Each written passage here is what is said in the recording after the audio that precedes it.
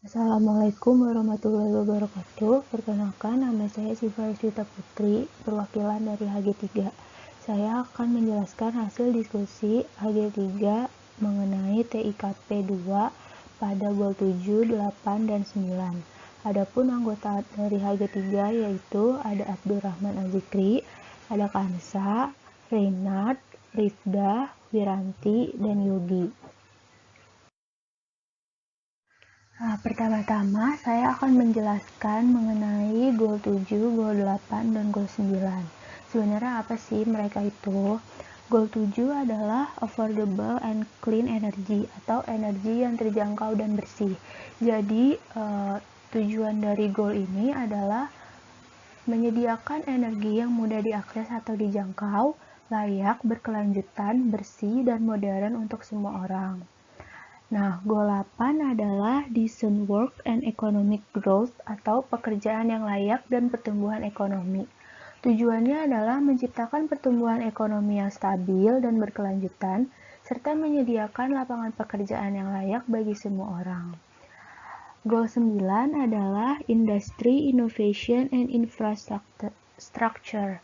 Industri, inovasi, dan infrastruktur menciptakan dunia industri yang penuh inovasi dan kreativitas, serta membangun infrastruktur yang berkelanjutan di seluruh dunia.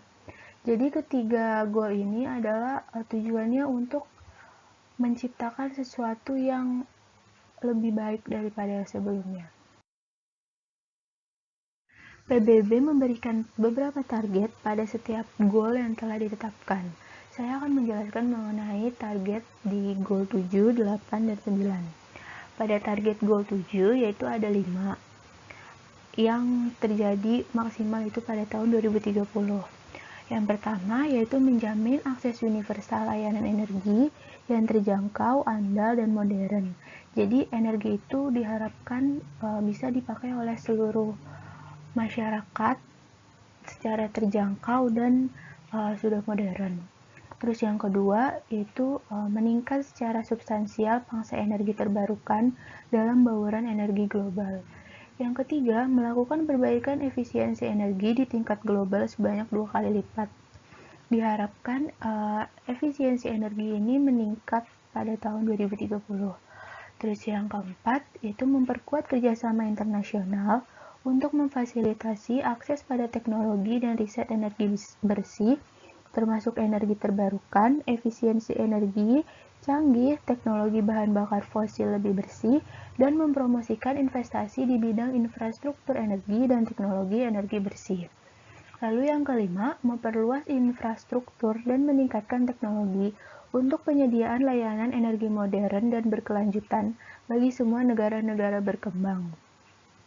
Jadi diharapkan seluruh negara-negara berkembang itu memiliki infrastruktur dan teknologi yang mendukung penyediaan layanan energi modern dan berkelanjutan ini.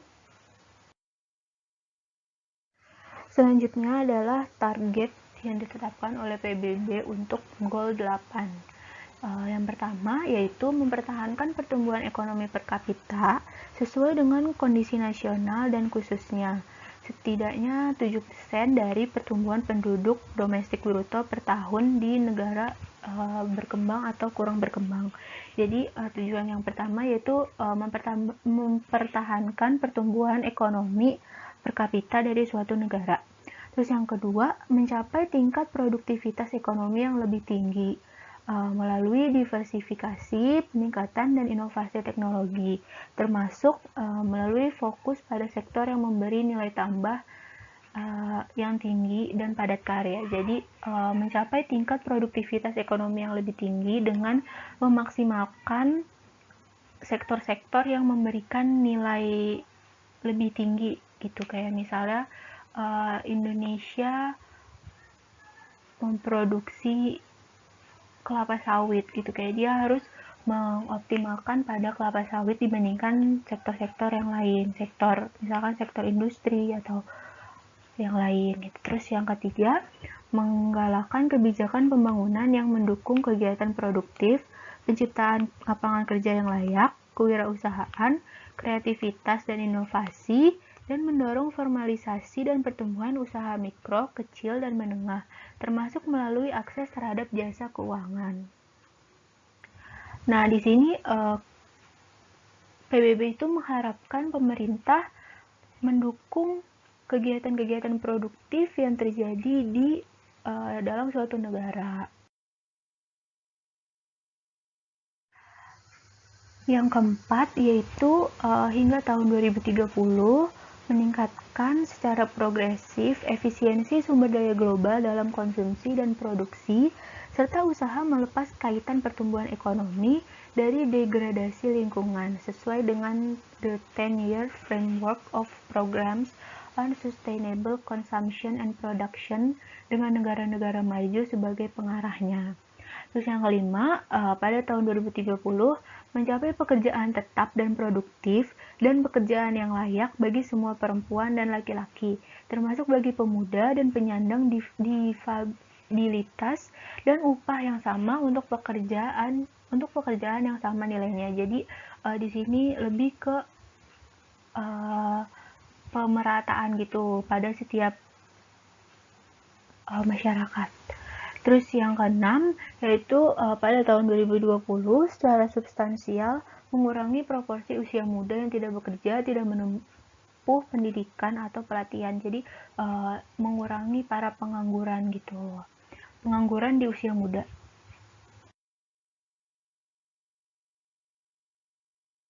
Lalu yang ketujuh, mengambil tindakan cepat untuk memberantas kerja paksa, mengakhiri perbudakan dan penjualan manusia, mengamankan larangan, dan penghapusan bentuk terburuk tenaga kerja anak, termasuk di dalamnya itu perekrutan dan penggunaan tentara anak-anak, dan pada tahun 2025 diharapkan untuk mengakhiri tenaga kerja anak dalam setiap bentuknya. Jadi diusahakan untuk tidak ada lagi yang namanya menggunakan tenaga kerja anak-anak di bawah umur. Terus yang ke-8, melindungi hak-hak tenaga kerja dan mempromosikan lingkungan kerja yang aman dan terjamin bagi semua pekerja, termasuk pekerja migran, khususnya pekerja migran perempuan dan mereka yang bekerja dalam pekerjaan berbahaya. Yang ke-9, pada tahun 2030 menyusun dan melaksanakan kebijakan untuk mempromosikan pariwisata berkelanjutan yang menciptakan lapangan kerja dan mempromosikan budaya dan produk-produk lokal. Jadi diharapkan pariwisata yang ada di suatu negara itu dapat membantu perkembangan negara tersebut, kayak membantu mempromosikan budaya-budaya dan produk-produk lokal yang ada di dalam suatu negara sehingga dapat membantu meningkatkan perekonomian suatu negara juga. Yang ke-10 yaitu memperkuat kapasitas lembaga keuangan domestik untuk mendorong dan memperluas akses terhadap perbankan, asuransi, dan jasa keuangan bagi semua. Jadi yang ke-10 ini terdapat dibagi dua target. Yang pertama yaitu meningkatkan bantuan untuk mendukung perdagangan bagi negara berkembang, terutama negara kurang berkembang, termasuk melalui the Enhanced Integrated Framework for Trade-Related Technical Assistance bagi negara-negara yang kurang berkembang. Terus yang kedua, pada tahun 2020 mengembangkan dan mengoperasionalkan strategi global untuk ketenaga kerjaan pemuda dan menerapkan the Global Jobs Pact of the International Labour Organization. Lalu ada goal terakhir yaitu goal 9 yang memiliki beberapa target. Yang pertama yaitu mengembangkan infrastruktur yang berkualitas, andal, berkelanjutan, dan tangguh, termasuk infrastruktur regional dan lintas batas untuk mendukung pembangunan ekonomi dan kesejahteraan manusia dengan fokus pada akses yang terjangkau dan merata bagi semua. Terus yang kedua, mempromosikan industrialisasi inklusif dan berkelanjutan, dan pada tahun 2030 secara signifikan meningkatkan proporsi industri dalam lapangan kerja dan produk domestik bruto sejalan dengan kondisi nasional, dan meningkatkan 2 kali lipat proporsinya di negara kurang berkembang. Lalu yang ketiga, meningkatkan akses industri dan perusahaan skala kecil, khususnya di negara berkembang terhadap jasa keuangan, termasuk kredit terjangkau dan mengintegrasikan ke dalam rantai nilai dan pasar. Yang keempat, pada tahun 2030, meningkatkan infrastruktur dan retrofit industri agar dapat berkelanjutan dengan meningkatkan efisiensi penggunaan sumber daya dan adopsi yang lebih baik dari teknologi dan proses industri bersih dan ramah lingkungan yang dilaksanakan semua negara sesuai kemampuannya masing-masing. Lalu yang kelima adalah memperkuat riset ilmiah, meningkatkan kapabilitas teknologi sektor industri di semua negara, terutama negara-negara berkembang, termasuk pada tahun 2030, mendorong inovasi dan secara substansial meningkatkan jumlah pekerja penelitian dan pengembangan per 1 juta orang, dan meningkatkan pembelanjaan publik dan swasta untuk penelitian dan pengembangan. Nah, dari target kelima ini terdapat 3 cabang, yaitu yang pertama, memfasilitasi pembangunan infrastruktur yang berkelanjutan dan tangguh di negara berkembang melalui peningkatan keuangan, teknologi, dan dukungan teknis bagi negara-negara di Afrika, negara-negara kurang berkembang, negara-negara berkembang terkurung daratan, dan negara-negara pulau kecil. Lalu yang kedua, mendukung pengembangan teknologi domestik, riset, dan inovasi di negara-negara berkembang, termasuk dengan memastikan lingkungan kebijakan yang kondusif, antara lain yaitu untuk diversifikasi industri dan peningkatan nilai tambah komoditas.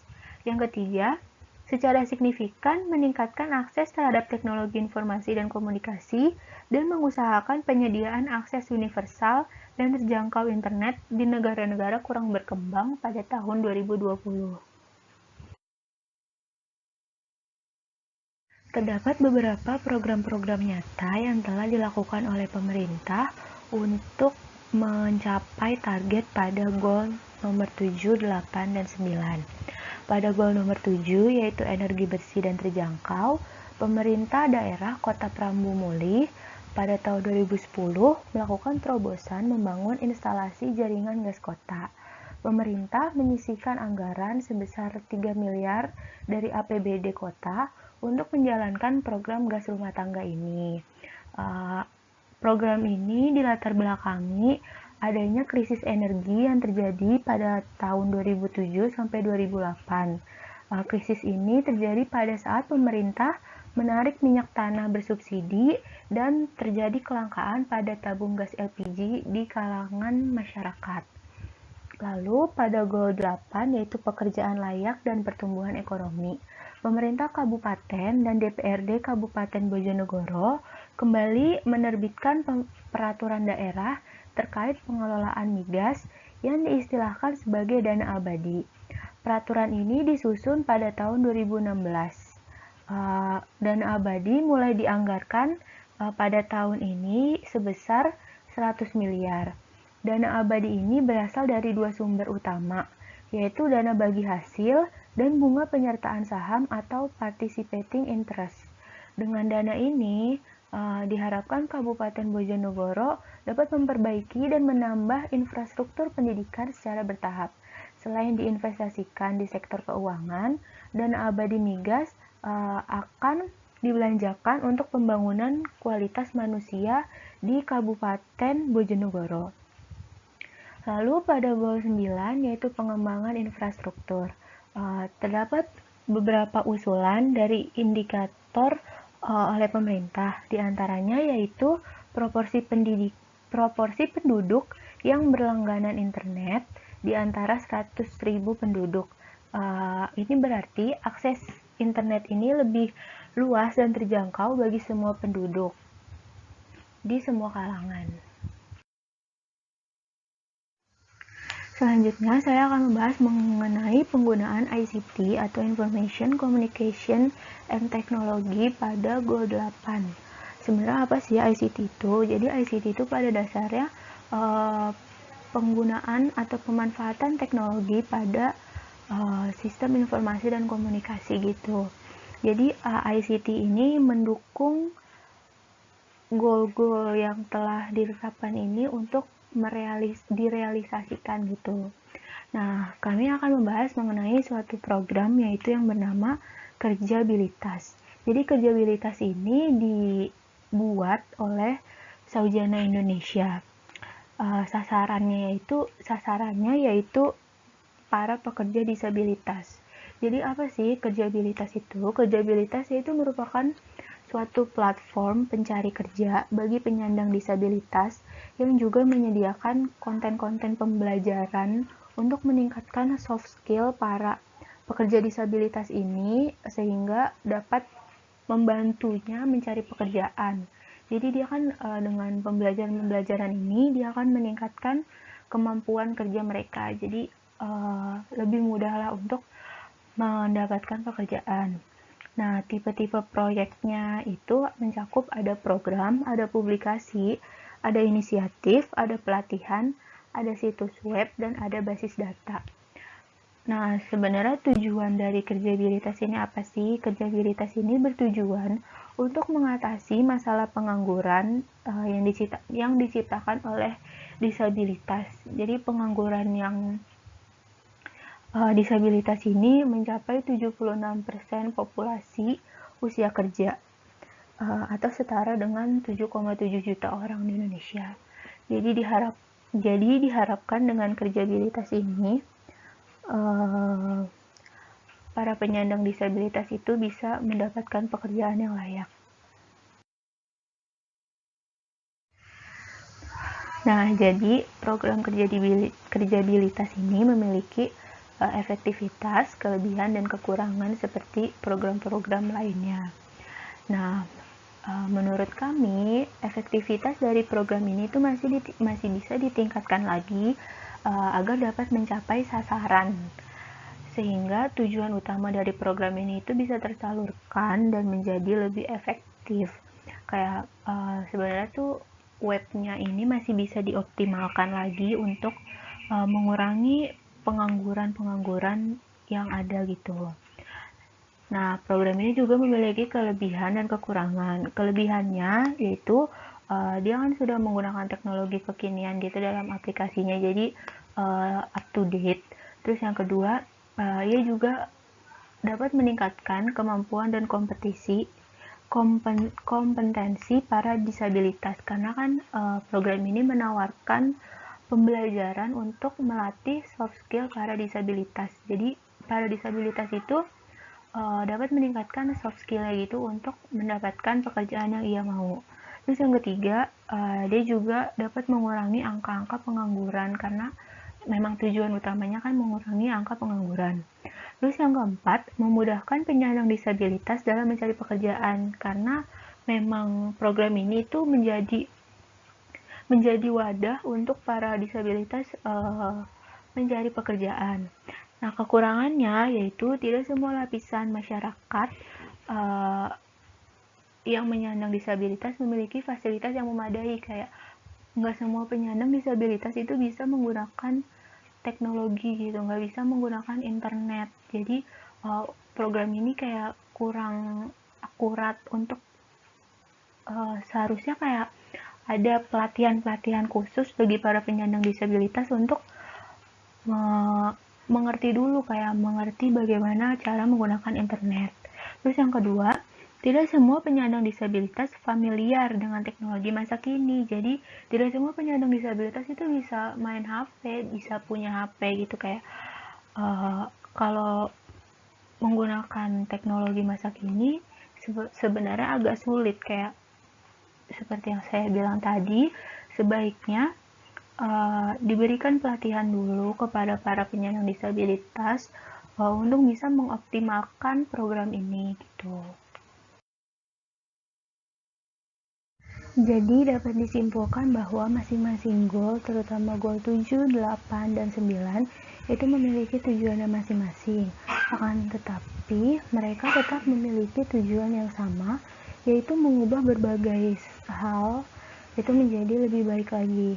Nah, PBB juga telah menetapkan target-target yang harus dicapai oleh seluruh goal yang ada.